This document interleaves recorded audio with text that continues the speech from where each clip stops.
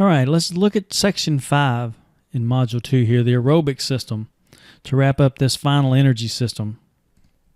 When we look at the oxidative system, a couple things we need to realize. Number one is this system is going to use oxygen to help produce ATP.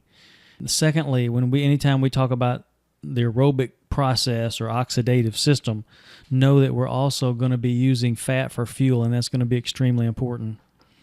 This process occurs, the aerobic process occurs in the mitochondria, and any kind of activity that will go 2 to 3 minutes or more to many hours will use this energy system. And this is oftentimes what we see when you're doing a 5K or 10K marathon, you name it, a cycling event, or even a long distance swimming event, would use this energy system. The elliptical trainer, or Stairmaster, or those are examples of oxidative energy system activities.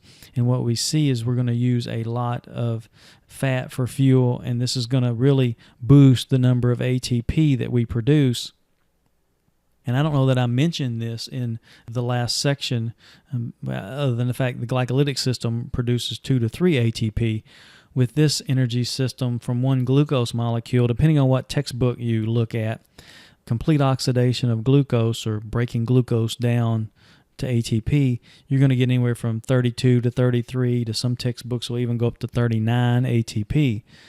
But the interesting thing is when you look at one fatty acid and breaking it down for fuel, you're going to get 100 plus ATP. And this is one of the reasons that you hear that when you use the oxidative system, you're going to be using a lot of fat and you're going to be producing a lot of energy. And that's the reason, because these activities will occur inside the mitochondria of the cell. So it definitely is the primary method for energy production during endurance events. When you look at the processes that are in place for this to happen, if we just look at glucose, the oxidative production of ATP from carbohydrate, we start with this aerobic glycolysis process that we described earlier, where we take glucose or glycogen through the process here. We produce pyruvate molecules, 2 pyruvate molecules, these 3 carbon structures, on into the mitochondria, where we produce acetyl-CoA or acetyl-CoA, 2 molecules of a 2 carbon structure. We give off a CO2 here, so we go from 3 carbon pyruvate molecules to 2 carbon acetyl-CoA molecules, giving off the CO2. One of the things that you'll also see here as we go and get into the mitochondria is, and you'll see this as we go through the Krebs cycle and even beta oxidation also, is that we produce this structure called NADH. Not going to talk a whole lot about it other than it's a reduced coenzyme. Basically what we're doing is we're transferring hydrogens. We're transferring this hydrogen to the electron transport chain. So we run through the aerobic glycolytic process, through the Krebs cycle. We take the acetyl-CoA into the Krebs cycle. We're going to produce a bunch of these reduced coenzymes, NADH. And NADH, there's a vitamin that's associated with this structure. And it's a niacin, it's a B vitamin. But you'll find a bunch of these in the Krebs cycle, and then you'll find a bunch of another reduced coenzyme is called FADH or FADH2, and the vitamin that's associated with it is riboflavin, so FADH2. So you've got a couple of your B vitamins that are involved, just to want to point that out as we go through these metabolic processes. You've got in this structure acetyl-CoA, the coenzyme A. A stands for pantothenic acid. So you can see how you've got some vitamins here in these metabolic processes. So we go through the electron transport chain, and that's where we're really going to produce a lot of energy. So as we go through here and take it a step further, you take this 2 carbon, and then 2 of these, right? So you get 2 turns of the Krebs cycle, 2 carbon acetyl-CoA molecules. So you take 1 2 carbon acetyl-CoA molecule or acetyl-CoA, combine it with a 4 carbon structure, which is actually called oxaloacetate, and it forms the first product of the Krebs cycle, which is called citrate. Okay, and sometimes you'll see the Krebs cycle called the citric acid cycle because the first product is citrate. You may also hear it described as the Krebs cycle because that's the guy who kind of discovered it. As you go through, you're producing a lot of these hydrogens in the form of these reduced coenzymes. These are going to the electron transport chain, and then carbon dioxide is given off in the Krebs cycle. And we're also producing a couple of ATP here directly. And so what you're seeing come together here is the three end products of metabolism, aerobic metabolism, because the hydrogens will be transported to the electron transport chain.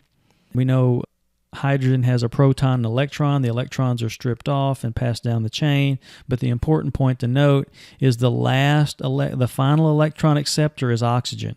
And again, we've talked about aerobic oxidation or aerobic processes.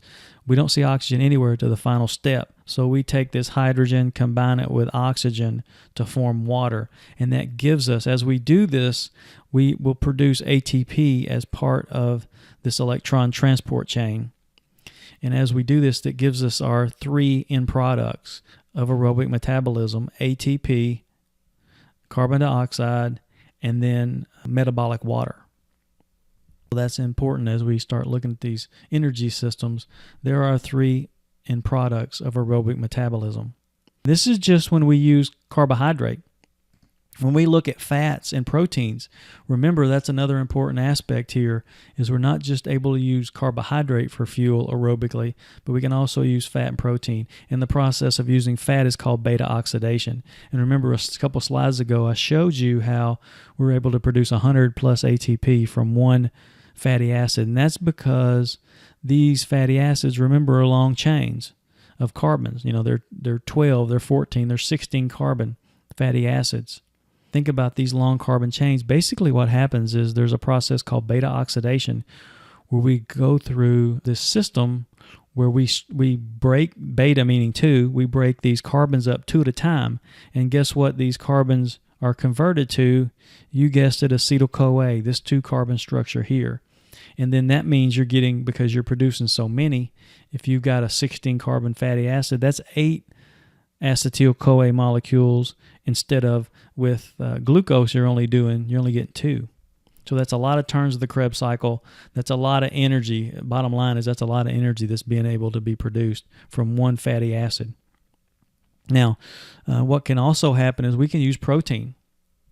In most cases, I've got it drawn here to acetyl-CoA in this direction, but really with protein what we can do is we can strip off the nitrogen, and then we can use that rest of the structure and take it to the Krebs cycle, and we can form an intermediate of the Krebs cycle here with the protein. That's the amino acid. That's usually how that works. And when asked to, protein can definitely be broken down to specific amino acids, and those amino acids can be used for fuel and to fuel these metabolic processes. So what I want to do now is show you how all three of these energy systems come together, because they all try to commence at once as you start exercise. It's just one or the other will be the predominant energy system during activity. An example of this would be, let's say I'm going out to do a 5K. I'm sure some of you who are listening to this have done 5Ks before. And so when you go out and you line up for a 5K, who normally gets at the start line? Usually it's the really fast dudes and gals, and then it's also the kids. The kids will get up there at the very front, and then when the gun goes off, they sprint as hard as they can for about 50 yards, and what happens? Yeah, that's right. They stop right in the middle of the road. And that's why all the fast people want to jump up at the front, and within those first few seconds, they're bolting off the starting line because they want to get away from the crowd. They want to get away from the craziness. And so when you take off in those first few seconds, you're using your ATP phosphocreatine energy system. But you can't go all out, for the entire 5K. What you've got to do then, as you start to get into that 20, 30 second period, is the other energy system, your next energy system that engages, is the glycolytic energy system. Because let's be honest, in a 5K, for most folks, we're working pretty hard. You're redlining it. The next energy system then to be used is the glycolytic energy system.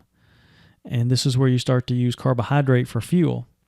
And this is, in those first couple of minutes, you're still trying to find your space in that 5K and before you settle in, right? And then after you've been running for a couple of minutes in this 5K, you sort of settle into your own pace and this oxidative system kicks in and then you cruise to the finish.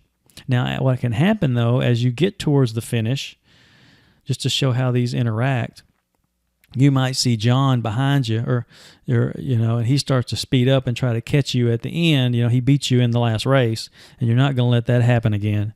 So what happens is you may go from this oxidative process to where you're not producing as much lactic acid to where you start producing more lactic acid here as you speed up towards the end, as you start to sprint faster towards the end of this race to stay in front of your competitor. So you can go back a little bit here. You're not always just producing 100% pyruvate or 100% lactic acid or lactate. You can go back and forth a little bit. A lot of the sport that you look at will need to use probably two of these energy systems. One will be the primary energy system, but the other, will be important also. If you look at like the aerobic system, you see Rocky. Anybody seen the movie Rocky where he's running through the streets of Philadelphia? A boxing, as we've already described, is a 3-minute round. So why is he out doing aerobic activity? Well, it's still important because back in that day, boxing was like 15 rounds. So you still got to go 45 minutes. That's going to be important to be able to have some aerobic ability, even for some sports. Glycolytic sport like wrestling, that's, I think if I recall, somebody has told me that it's like maybe 3 2-minute periods or something like that. That's really intense. So the glycolytic system will definitely be the primary energy system. You're also going to be using that ATP phosphocreatine system because you're going to want to explode during the matches. Just realize that usually 2 of the 3 energy systems for a given sport will be predominant. 2 will be important. 1 will be the predominant energy system, like basketball is one. ATP phosphocreatine is probably the predominant energy system, but the glycolytic energy system is important also. To kind of wrap this thing up, realize that when we talk about nutrient use during rest and activity, at rest, the carbohydrate and fats are going to be used for fuel when you're at rest. And even, if I had to give you a percentage, most people who are eating a mixed diet, you'd be using 50 or 60% fat and maybe 40% carbohydrate.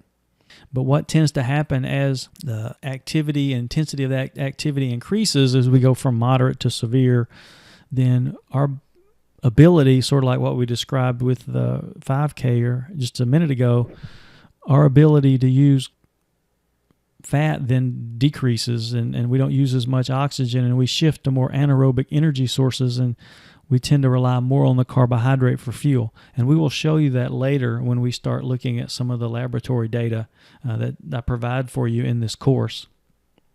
To wrap this up, we just described for you the aerobic system, the aerobic processes, and we mentioned the fact that we can produce a lot more energy using the aerobic metabolism because we're not only using carbohydrates for fuel, but we're completely oxidizing those carbohydrates, but we're also using fats and proteins if we need them. That's kind of it in a nutshell. I showed you how all 3 of these energy systems start to engage at once, but one of the 3 energy systems will be the predominant, and there's usually 2 that are going to be really involved and crucial for most sports. And we'll look at this in the next section when we look at conducting a needs analysis. So we'll see you in section 6.